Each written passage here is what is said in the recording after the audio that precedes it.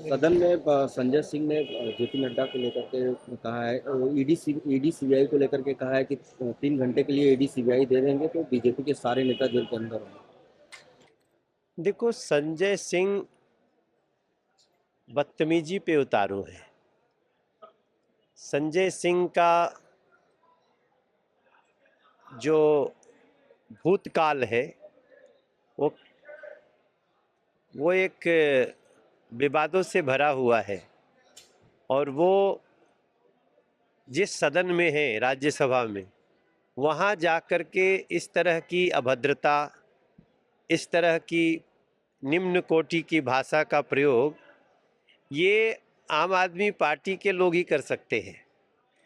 देखो, ये अभी इनके ऊपर तो केस चल रहा है, ये सब अब बड़े अपराध का, बड़े भ्रष्टाचार का, चोरी का आरोप है उनके नेता पर भी, उनके ऊपर भी। अभी ये जेल से बेल पे हैं, तो इनकी भाषा बता रही है कि जब चोर पकड़ा जाता है तो उसका बिलबिलापन कितना बड़ा होता है। बाकी ऐसे लोगों को जनता भी सजा देगी और कानून भी सजा देगा। और गोवा के सीएम हैं प्रमोद सावंत, उनकी वाइफ ने 100 करोड़ रुपए की मानहानि का मुकदमा संजय सिंह पे किया है। वहाँ की कोई योजना थी, उसमें उनकी वाइफ का नाम ले दिए थे, संजय सिंह। क्या है कि देखो, ये लोग बहुत बड़े अपराधी हैं, राजनीति में आए हैं सिर्फ लूट करने के लिए। आज 10 साल आम आदमी पार्टी का हुआ, इनके सारे बड़े बड़े नेता कोर्ट ने सस्पेंड किया। भाई, अरविंद केजरीवाल के पास तो आज भी बहुमत है ना, तो मुख्यमंत्री क्यों नहीं है? क्योंकि कोर्ट ने कहा तो मुख्यमंत्री ऑफिस जा नहीं सकते, फाइल साइन कर नहीं सकते।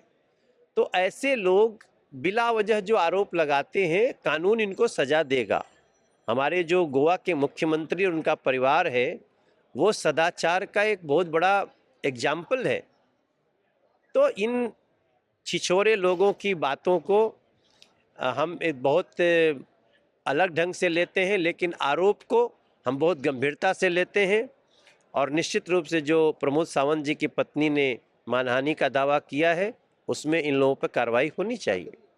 अरविंद केजरीवाल आज 1 बजे प्रेस कॉन्फ्रेंस में ट्विटर पर कह रहे हैं कि बुजुर्गों के लिए बड़ी योजना लेके आ जाने वाले हैं, जो एक मिसाल पेश होगी।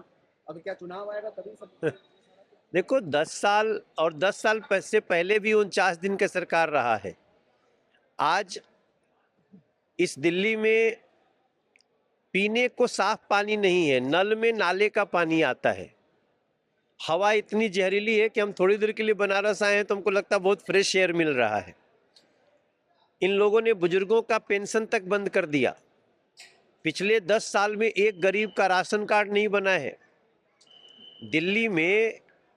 दिल्ली पहले 2013 तक दिल्ली का जल बोर्ड 600 करोड़ के फायदे में होता था, आज 73,000 करोड़ के कर्ज में है। ये सब बहुत बड़े लुटेरे हैं। चूंकि चुनाव आया है, आपको पता होगा, हम हरियाणा में 2100 रुपया महिलाओं को दे रहे हैं, हम अलग अलग राज्यों में अलग अलग सुविधाएं दे रहे हैं। ये लोग कई जगह तो हमारी नकल कर रहे हैं। और जहाँ तक रही बुजुर्गों की बात, जो बुजुर्गों का पेंशन ही बंद कर दे, वो बुजुर्गों का कभी हितैषी नहीं हो सकता। चूंकि चुनाव है तो ये धड़ाधड़ झूठ बोलने में लगा हुआ है। अब कोई व्यक्ति अरविंद केजरीवाल और उसकी पार्टी पे विश्वास नहीं करे। कांग्रेस आरक्षण को 50% सीमा बढ़ाकर मुसलमानों को आरक्षण देना चाहती है, और अमित शाह जी कह रहे हैं कि जब तक सदन में एक भी बीजेपी का लोग है तब तक ऐसा कुछ नहीं होने देंगे जातिवाद पर। देखो, इनकी नीयत ही ऐसी है कि इस देश को बांट दें। ये हिंदू मुसलमान में, जातियों में बांटने में लगे रहते हैं। संविधान बाबा साहब भीमराव अंबेडकर ने जो बनाया है, उसको बदलने देंगे क्या हम लोग? संविधान जो है, संविधान कहता है 50% से ज़्यादा आरक्षण भारत में हो नहीं सकता। ये बाबा साहब अंबेडकर बना के गए हैं। अगर किसी धर्म के आधार पे ये इस तरह की बात कर रहे हैं तो ये समझ लो सिर्फ समाज को मूर्ख बनाने की कोशिश कर। सवाल, कल बनारस में एक मंदिर मिला है, संभल की तर्ज पे यहाँ पे संभल की प्राचीन तर्ज पे बनारस में एक मंदिर मिला है जो मुसलमानी क्षेत्र में है, और उसको खोले जाने की बात कही जा रही है।